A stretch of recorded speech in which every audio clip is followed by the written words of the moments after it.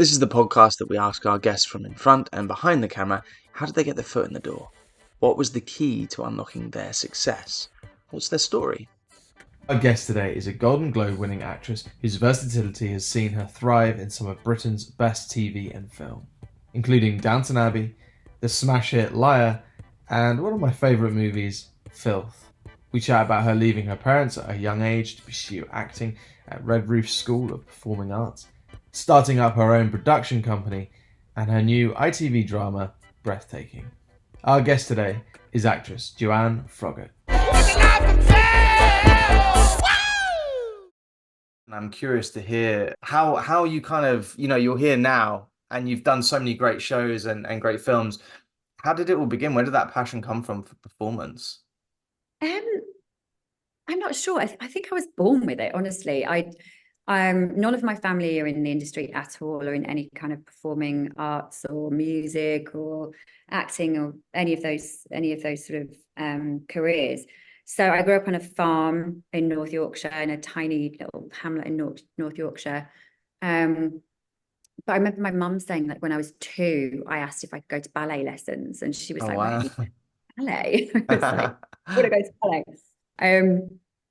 And then my brother is 4 years older than me, and my parents, because we lived on a farm, they had a small holding, so they worked from home. So we were with them, but they were always busy working. So my brother was often tasked with looking after me.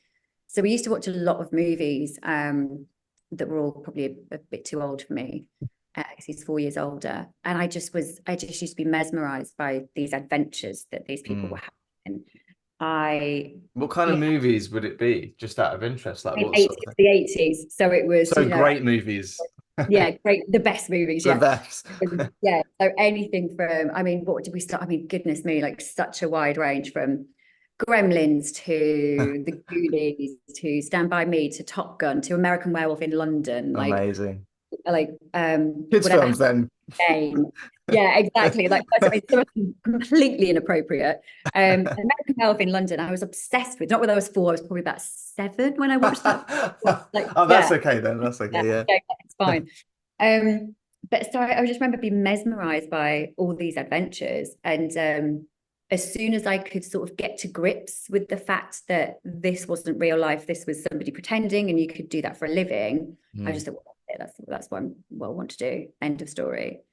So yeah, and then when I was sort of 11 and started secondary school, our head teacher was very into drama. David Bradley, his name was, and so he set up an out of school drama group which was connected with the theatre in the Round in Scarborough, which is Alan Ayckbourn's theatre. And so I started going to that when I was 11. And then I heard about the stage newspaper at that drama group. I don't know how it had come up, but you sound very resourceful for an 11-year-old. Yeah, I was pretty resourceful. So I got my mum to ask the newsagent to order in the stage for me once a month. And I'd heard there was auditions in there, so I'd look, and there were sort of open auditions for musicals or dancers on cruise ships and things. But there was also adverts for stage schools in there. And I was like, it was like a light bulb moment. I was like, that's it. That's what I have to do. I have to go to stage school. So my parents were like, okay, whatever. We'll see. They just said, oh, well, you know what? If you want to do it, you find out about it. We're not going to help you. Well, just you carry on. If you want to look into it, off you go. Because they didn't want to sort of tell me no, because they thought it would make me more determined. But they also just thought I would maybe just forget about it. So I wrote off to all these stage schools, got prospectuses, decided on the one I wanted to audition for, wrote off, got an audition. My mum took me down, which was like 6 hours away from where we lived in Berkshire. And then I ended up getting a place at the school. So then my parents did have to get involved, and they couldn't afford to pay for the school fees and the boarding fees. So I had a long process then of trying to get a grant from the local council. My dad and mum stepped in, helped me write letters, and wrote letters for. So eventually I auditioned for the council, got a grant for the school fees, and then my parents paid for the boarding fees. So it took about 2 years from having the idea to getting there. And then I finally went when I was 13, nearly 14. Yeah. And was that Redroofs? Yeah. Yeah, it was. That I mean, it's one of those places that's well, I don't know if it's famous, but I know of it because I know people that went there. Thank you. Yeah, and it must be. Was that kind of? Were you suddenly like, oh yeah, when you got there, were you like, this is it? I'm in the place to be. Yeah, kind of. Yeah. And not the place to be, but I just felt at home with the people. I was like, Mm, oh yeah, I get this. Like this is me. Not on the first day when no one could understand what the hell I was saying because my accent was so strong and everyone had gone off at the end of the school day to be a part of a play that I wasn't in because I'd only just joined mm, to do rehearsals. And I remember walking home for 20 minutes to this house I was boarding with three of the girls in and a woman that lived there. It wasn't just us, there was an adult. And letting myself in on my own and just bursting out into tears down the phone to my dad going, I'm homesick. I didn't know what this feeling was before, like mm, just awful. And my dad sort of said, oh, don't worry, you've tried it, you don't like it. We'll come and get you. We'll be there in 7 hours. mm. And I just said, oh, well, I'll wait till the end of the half term, which was a month. I said, I'll give it a month. If I still feel like this, I'll come Yeah. home. Not Wow. literally within a week. I just loved it. I'm still friends with my friends that there was only 7 of us in our class, but we're all still friends today. It's like 30 years of friendship. So it Wow. gave me, yeah, a lot of opportunity as well as a lot of great friends. So That's amazing at that age as well to be like, I'll give it a month.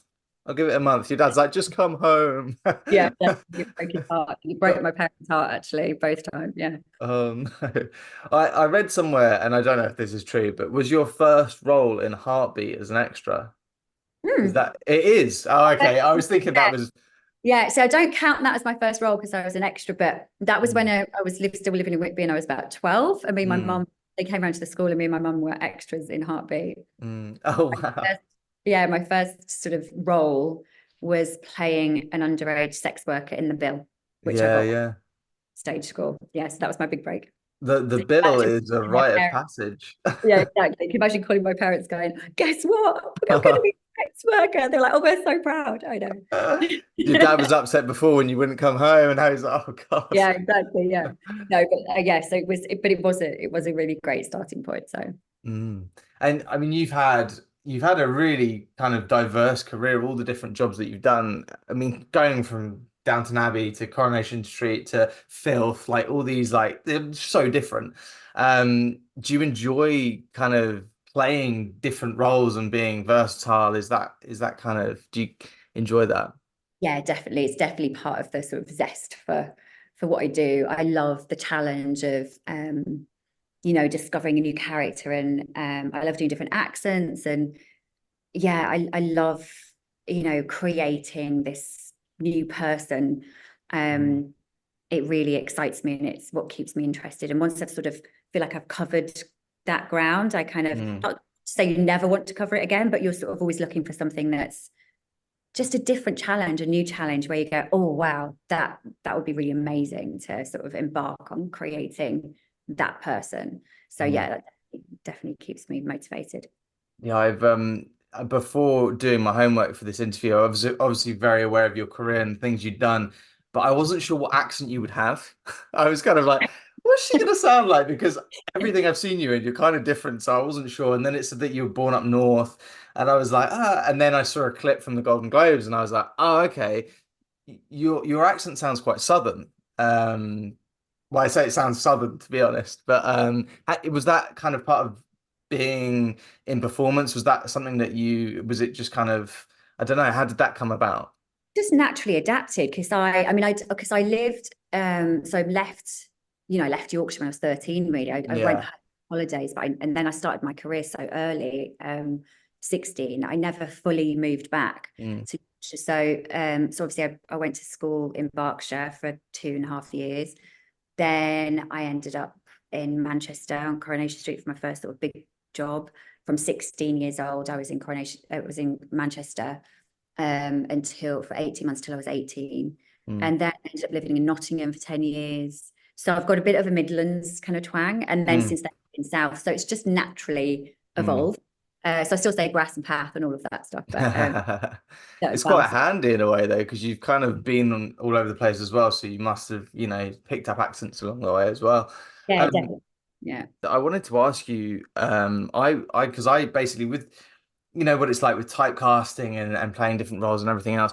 I did a soap for a while. I was in Hollyoaks, and I found it really difficult after that to then kind of go into auditions and make people believe that I could do something different for a while. It took a couple of years to kind of get away from that. Did you, I mean, it doesn't really show on your CV because it looks like you've just worked continuously, but did you have a moment after you came out of Corrie where it was kind of difficult to do something different? I think the timing in my age actually was really fortunate with that, because I did have a really fortunate run. So I got my agent when I was on Coronation Street. I didn't really have an Mm, agent. I'd still was sort of with my agency from the stage school, but once you'd left school, it wasn't really a thing then. You sort of moved on. Um, so I sort of winged it and ended up, in Corrie, and then that ended, which was actually perfect timing. So I was still a child. mm, Um, so then when I was 18 and I was leaving, my agent was really had so much foresight with where he thought my career could go. And so I still looked very young, but I'd had this incredible experience, this mm. incredible set, which was, that was like my drama school. You really had to put the work in. You don't get rehearsal time. I had this incredible work ethic instilled in me from doing Coronation Street. And so I had a lot of filming experience in a short space of time. So I had a really good run of playing these amazing, very different roles, playing sort of teenagers and tearaway teens and stuff in some amazing TV drama, Mm. because I don't think there were many people around of my age that had any experience. Um, so that definitely helped me. But I did, there's definitely been times in my career over the years that I've had the same thing. You have these natural stalls or hiatuses almost, where you were sort of moving either age brackets or Mm, trying to change people's perceptions of you, mm. kind of shift into a new area or a new kind of role. That sometimes you have these years where you just go, oh, you know, Yeah. you're like, oh Yeah. my goodness, what's happening? Like, quiet, what is happening? Was that it? We're like, is that my career done? And then there's a Mm, shift, and you just have to, mm. just have to sort of grit your teeth and get through those times and just keep that belief, which is not easy to do at times. But yeah, so I've definitely had those moments. Those age bracket things, no one warned me about that one. That was suddenly like, you kind of I was always playing the young kind of guy, the boyfriend or the whatever. It was always that sort of thing. And then suddenly they're like, but you're in your 30s now and you're not that young, but you're not that old. It's kind of like, and no one really warns you. And then you're suddenly like, oh, I'm not going for the, I'm going for the dad now. And then it's kind of a weird, it's suddenly you're like, oh, right. Okay. I see. I've got Yeah. grey hair now. And now I've got to go in and do something a There's bit different. there's that in between bit where they don't know Yeah. where to put you. So you're just Yeah. like in between bits, the quiet bit, and you're like, oh my goodness, what the hell's happening? But yeah, it's definitely a thing. Do you have like, well, because we're sponsored by BetterHelp, and a lot of actors come on this show, and not only actors but people, directors, producers, people that work behind the scenes as well. And I think it's so important to talk about the downtime and in between those jobs. Do you have like hobbies that you or something, maybe even writing or anything else that you do in between jobs that keeps you kind of sane in between Yeah, work? it's definitely much better now than when I was younger, because I've started a production company, and I'm developing a lot of stuff now as well, Oh, and trying to amazing. get projects off the ground. So as you know, that keeps you sort of very busy. And although it's not paid until you get something off the ground, it is creative, and Mm, it's positive, and you feel like you're moving forward, or at least you're trying to move forward. You're having creative conversations a lot. So that mm. really, that's sort of developed over the last sort of, say, 7 years maybe. And definitely in the last sort of 5 years, that's been really great for me, actually. And I love the process of trying to get something off the ground, and developing a project. It takes a long time, but I can before imagine, that, yeah. yeah, before that, there are times where it's a struggle, Mm, and I there it's always the way, isn't it? You try and tell yourself when you're having a quiet time, enjoy it, make the most of it, because at some point you're going to be working again, and then you'll mm, be.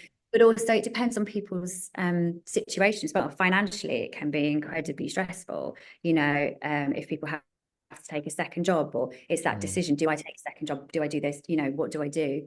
I'm really fortunate that I've managed to earn a living purely from acting since I was 16, but there's been times where it's been so touch and go, you know, earlier in my career, say my sort of early 20s and stuff, when I was at that age shift between teenage. Yeah. I was like, oh my goodness.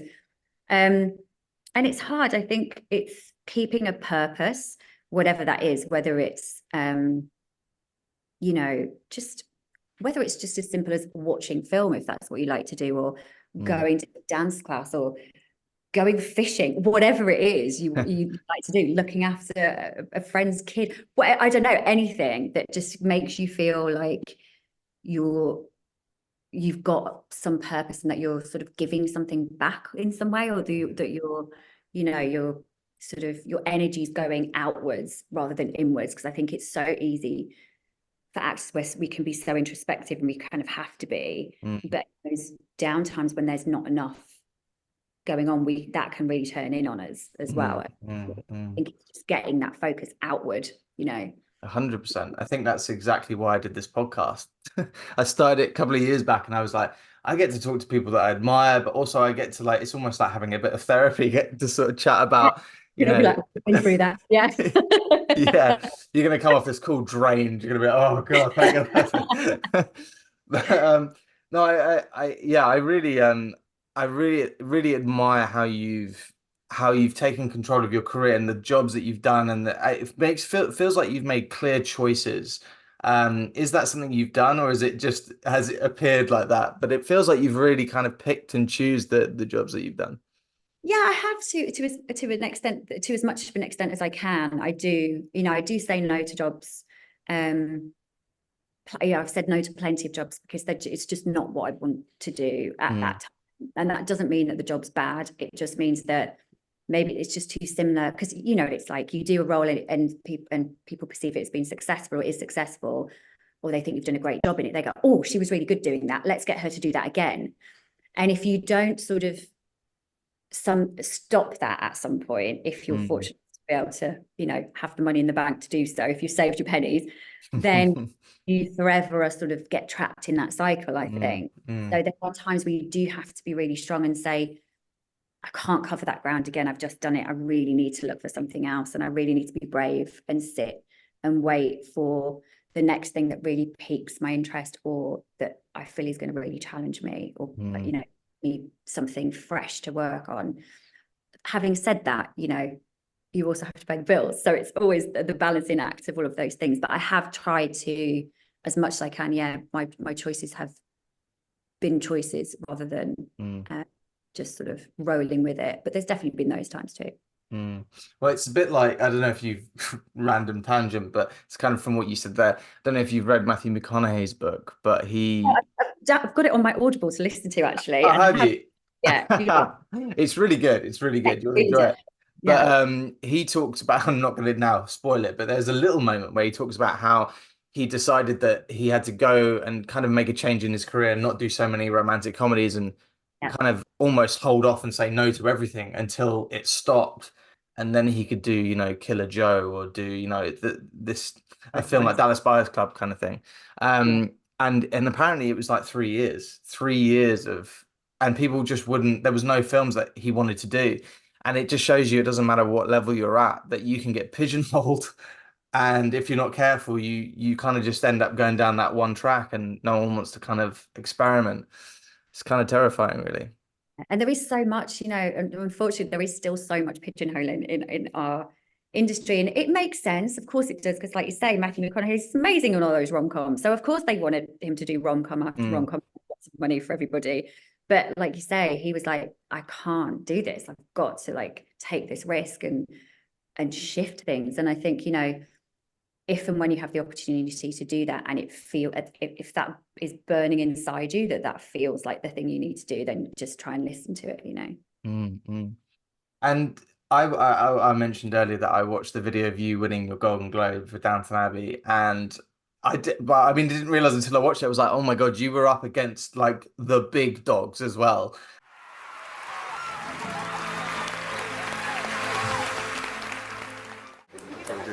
Oh, wow. Oh my goodness. This is the most shocking moment of my life. thank you so much to the Hollywood Foreign Press, for letting me be one of the nominees amongst these amazing women. I just had a moment meeting the wonderful Kathy Bates. Thank you, Kathy Bates, for that. You were so generous. I'd like to thank Julian Fellows, our brilliant writer, for giving me the responsibility of this storyline. After this storyline aired, I received a small number of letters from survivors of rape, and one woman summed up the thoughts of many by saying she wasn't sure why she'd written, but she just felt in some way she wanted to be heard. And I'd just like to say, I heard you, and I hope saying this so publicly means in some way you feel the world. But you were just so down to earth, and it was such a refreshing moment. But was that, you look genuinely surprised? I was absolutely shocked. It was the biggest shock of my life, the best and biggest.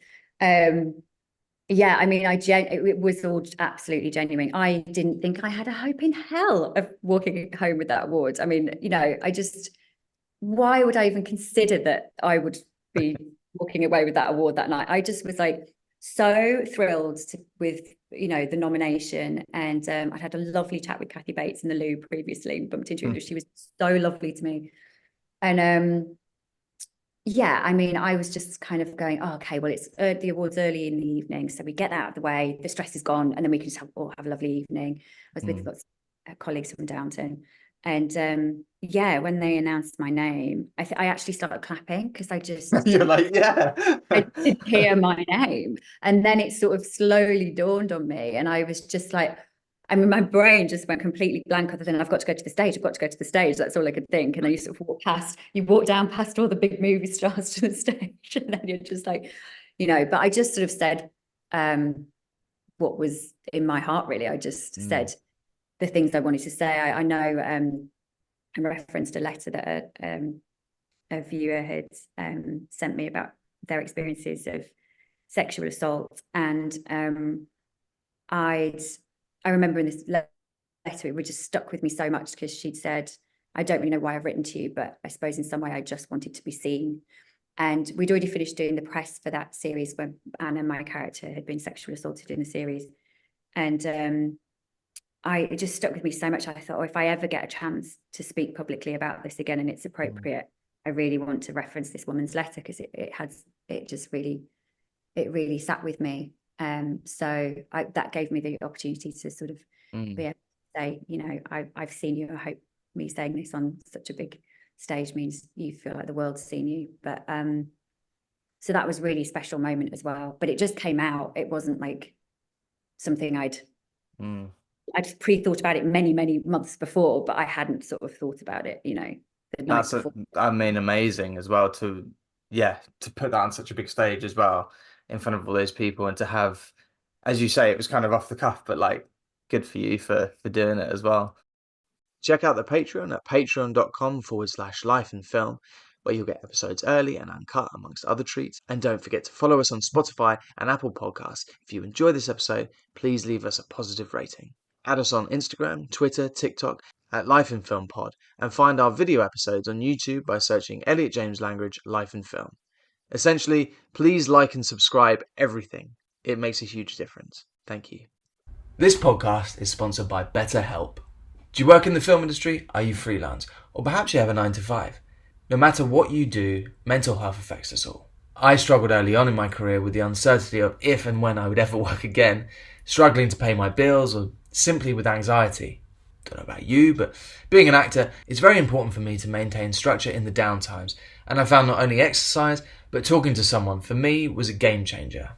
And so Life in Film has partnered with BetterHelp to provide you with access to the largest online therapy service in the world. And it can all be done from the comfort of your own home, from a phone, tablet or laptop. No commute, cutting down travel costs, and most importantly, it's affordable. With over 1,000 therapists in the UK, BetterHelp can provide access to mental health professionals with a wide variety of expertise in mental health. If you need someone to talk to and you're thinking of giving therapy a go, BetterHelp is a great option. And being a listener of the podcast, you get 10% off. That's 10% off your first month at betterhelp.com/lifeandfilm. That's betterhelp.com/lifeandfilm. And back to the show. We will make sure the NHS get all the support it needs. Morning. Just had a call from LAS. Won't be the first one.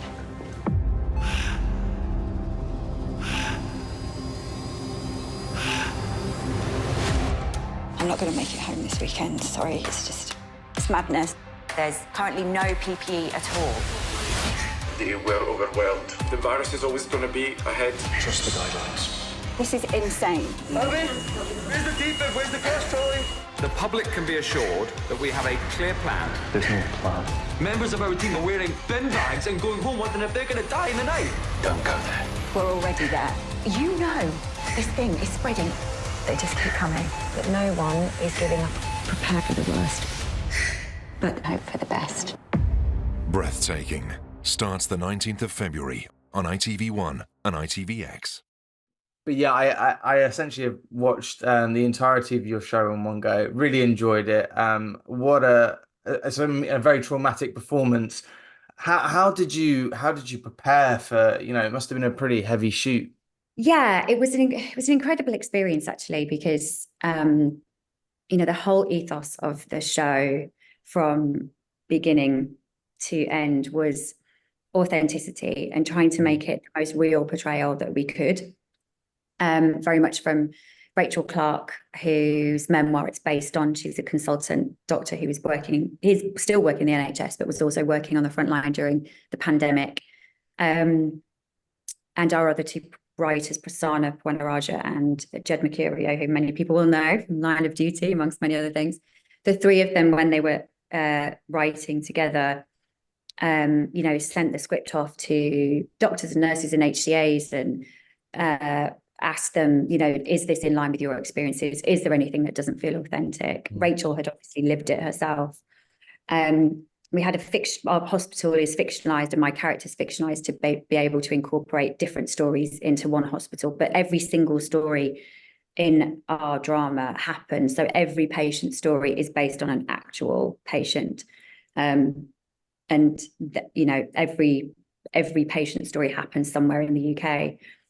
So again, with that comes this great responsibility, obviously because of the subject matter, but also because of our very important ethos of the show to make it as absolutely realistic as possible. And of course, as an actor, you always want to do that. But I had to, be believable as a consultant who's been doing this for 20 years and, put a cannula in with her eyes closed. And so it was, there was a lot of research, a lot of talking to Rachel. We had incredible medical advisors, Tom Petty and Andrew Cinnamon, who had also been working on the front line during the pandemic.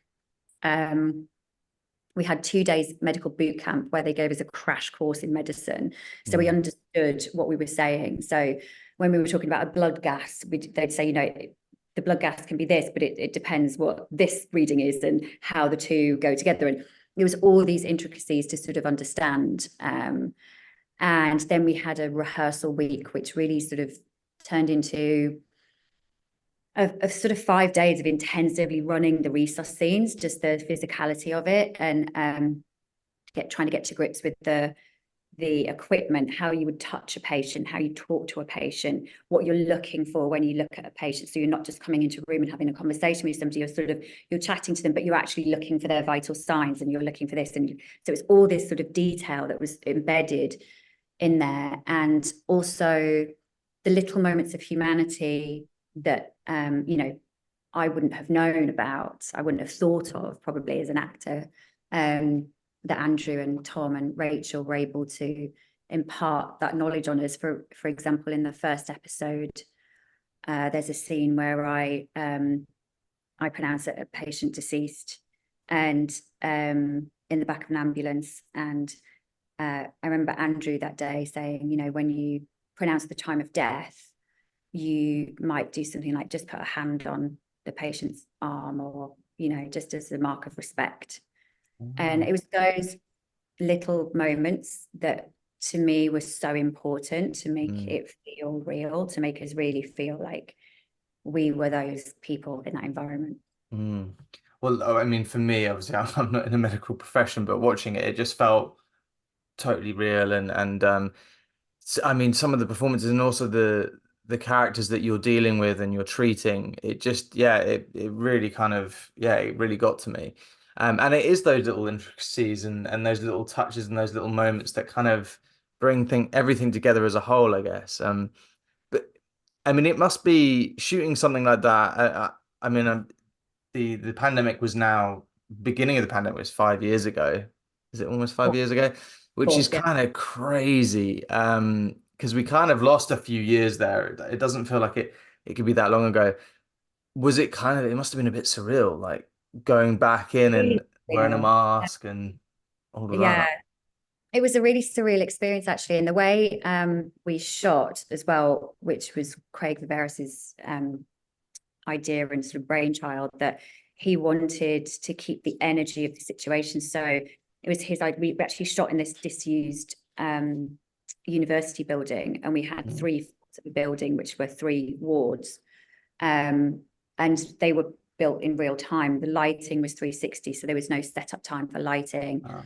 Craig, decided to shoot sort of, very, sort of handheld. Everything's handheld, so there was no hitting marks.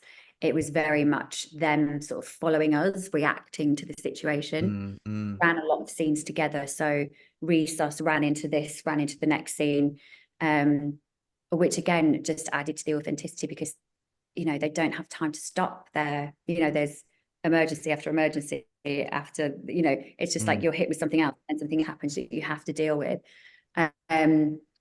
So all of that environment we filmed in just added to the authenticity for us as actors as well, because some moments I remember saying to Bav and Honor and some other actors during the first week, I think we all had moments where we just went, whoa, this just feels so real. It's so surreal, because we're in this building that looks like a hospital and everyone's doing everything that they would be, and we're doing these long shots, and it was very surreal, and an incredible experience actually. Yeah, in terms of like, obviously you mentioned there, all the kind of medical speak and all the little touches that you had to kind of put into each of the scenes there. I always imagine that must be a little bit of a nightmare, having to learn not only big words, but words that you have to get right. It's not like you can kind of get it close. There can't be much improvisation when it comes to medical terms. What was it like kind of getting your head round that kind of speak? Because it's not kind of the everyday, is it? Just practice, practice, practice. We filmed in Belfast, and I did a lot of walking around my apartment, like miming what I was doing with my lines, because actors, there's a running joke with actors, they go, oh, I'm fine with my words, but as soon as I have to walk and talk, it all goes out the window. So this was a lot more than walking and talking. So yeah, I just had to really, like, the lines. I mean, I always try and work like this anyway, that I know the lines so well that I don't think about them, because to me, if I'm thinking about the lines, I'm thinking about the wrong thing, and I'm not giving the performance that I should give. So I just made sure the lines were so embedded that they're not on my mind at all. I'm just thinking about what I'm doing, and I'm just reacting and being in the moment. But it was just a lot of practice beforehand. Yeah. I can imagine. In terms of, moving forward with new projects now, and you say you've obviously got your production company, and is that now kind of part of doing a job? Do you like to sort of go through your production company? Are you creating your own projects to star in, or is it more like you're creating projects for other people, or how does it work? Yeah, to start with, definitely projects for me as part of the package, because I started to think, if there's certain things I want to do and the opportunities aren't just being handed to me on a plate, how do I make them happen? So if I have an idea or have a story, I'm just trying to sort of get that off the ground and trying to sort of, develop that in some way or another. So I'm sort of partnering with more established production companies, and I've got a few things in development with different companies. But very much I'd love to do more on film. I'd love to be back on stage again, not too distant future. Yeah, I don't always have to, I think I don't always have to be sort of a producer on things. It depends what's appropriate for the project and how the project comes your way. I just really enjoy that side of things, but I'm open to everything really. I just like to sort of, see what comes my way, but also not just sit and wait for it. I think it just helps me feel a bit more proactive as well. What's the name of your production company, just so I know? It's called Insight Pictures. If you could give advice to your younger self, the kind of very headstrong, apparently very strong-willed 11-year-old, what advice would you give yourself? What advice would I give myself? I think just to not worry too much about other people's opinions. I think which comes with age anyway. But I think to just, trust your instincts and don't get distracted by other people's noise. Most embarrassing moments, Really good this. Where do I start? So so one that springs to mind is I'm not a singer. Okay, I'm not a good singer at all. And people say that and they are, but I'm really not. And I remember going to audition for a play that Victoria Wood was directing, and I'd done an episode of Dinner Ladies that she obviously wrote, many moons ago, like when I was like 21, I think. And a few years later, in my mid-20s, she asked me to come back and audition for this play. And it was one of those where I think I was working on something at the time. My agent had sent it through like the night before. I didn't have a lot of time to look at it. And the character sings cabaret. And the way it was written, I thought it's this girl that's kind of wants to be a star, but she's not really very good. So I thought, okay, that's fine. Great. And the scene they gave me to read was like singing cabaret. So I sat down at this table with lovely Victoria Wood and the director. I think it was Jeff Posner actually who was directing. Sat at the table and went into this full-on terrible rendition of cabaret, and literally carried on the scene, finished, and literally it stopped, and they were just like, and then nobody said anything, and they were just like shell-shocked. And I said, just to clarify, I said, she's not really supposed to be able to sing very well, is she? And they just went, well, she's supposed to be able to sing a bit, yeah. Oh no. I'm so sorry. I said, I've wasted your time. I've wasted my time. And I literally burst out laughing.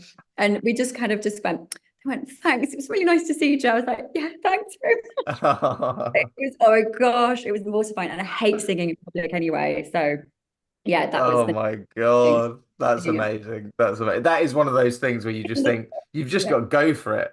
And you obviously did. You obviously did. Yeah, see, no one's good at everything. Amazing. Thank you so much, Jan, and genuinely big fan. So it's been a real pleasure. Thank you. It's been lovely chatting. Thanks so much. Thank you, and good luck with the show. Thank you very much. Thank you. Cheers. Bye. Take care. Bye. Bye. Thank you to our guest Joanne, and thank you to Personal PR, and as always, thank you to our sponsor, BetterHelp.